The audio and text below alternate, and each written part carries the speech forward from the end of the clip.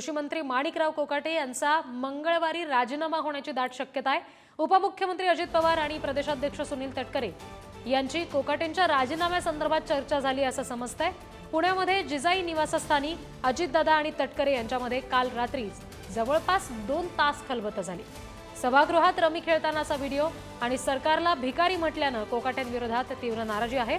अगदी मुख्यमंत्री देवेंद्र फडणवीसांनी सुद्धा माणिकराव कोकाटे यांच्या या वर्तनावर नाराजी व्यक्त केली आणि या वाढत्या नाराजीमुळे आता कृषी मंत्री कोकाटेंचा राजीनामा होण्याची दाट शक्यता आहे। आज संध्याकाळी अजित पवार पक्षातील इतर वरिष्ठ नेत्यांसोबत सुद्धा चर्चा करणार असल्याची शक्यता आहे।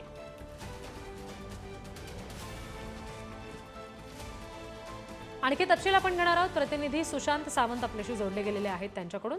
सुशांत, मंगळवारी कोकाटेंचा राजीनामा होण्यासंदर्भातली दाट शक्यता वर्तवली जाते। आज जी अजितदादांची बैठक होणार आहे त्यासाठी नेमकं कोण कोण उपस्थित असेल आणि राजीनामा होणार हे जवळपास निश्चित आहे का? अगदी खरं आहे रिद्धी। आपण जर बघितलं असेल तर मागील काही दिवसांपासून माणिकराव कोकाटे हे यांच्यावर प्रचंड नाराजी जी आहे ती पक्षातून असेल, मित्र पक्षातील भाजपकडून असेल किंवा जनतेतून व्यक्त होताना पाहायला मिळते।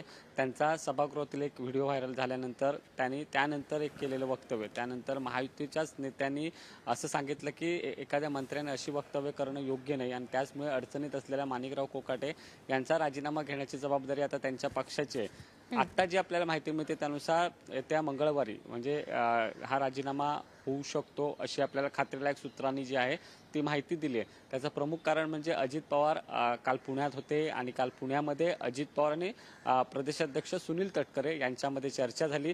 जर माणिकराव कोकाटे यांना मंत्रिपदावर कायम ठेवलं तर ती पक्षाची बदनामी होऊ शकते, महायुतीमध्ये देखील एक वाद निर्माण होऊ शकतं असं मत आहे। त्यामुळे माणिकराव कोकाटे यांचा राजीनामा घेऊन त्यांचं कृषी खातं कोणाला द्यायचं याबाबतचा निर्णय आज होऊ शकतो। आज खरं तर अजित पवार पक्षातील काही प्रमुख नेत्यांसोबत बोलणार आहेत, कारण ज्या पद्धतीने पक्षातील आमदार असतील, पक्षातील मंत्री असतील, त्यांचं वर्तणूक सुरू आहे, त्यांची भाषा ज्या पद्धतीने सुरू आहे, बोलली जाते, त्यावर अजित पवार देखील नाराज आहेत। अजित पवार यांनी देखील मागे आपल्या मंत्र्यांना सज्जड दम दिला होता की कुठलंही असं वक्तव्य खपवून घेतलं जाणार नाही जेणेकरून पक्षाची बदनाम होईल। मात्र माणिकराव कोकाटे यांचे सातत्याने होत असलेली वक्तव्य आणि त्यांचा नुकताच व्हायरल झालेला व्हिडिओ यामुळे माणिकराव कोकाटे यांचा राजीनामा आता जवळपास घेतला जाणार अशी आपल्याला माहिती मिळते। येत्या मंगळवारी हा राजीनामा घेतला जाऊ शकतो असं देखील राष्ट्रवादीतील एका बड्या नेत्याने आपल्याला सांगितलंय।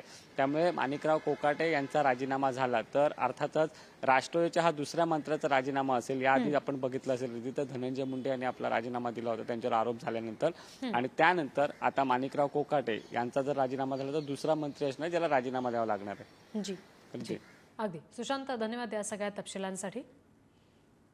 आपण बघतोय वाढत्या नाराजीमुळे आता कोकाटेंचा राजीनामा होण्याची दाट शक्यता आहे। मंगळवारी हा राजीनामा होईल असं समजतंय।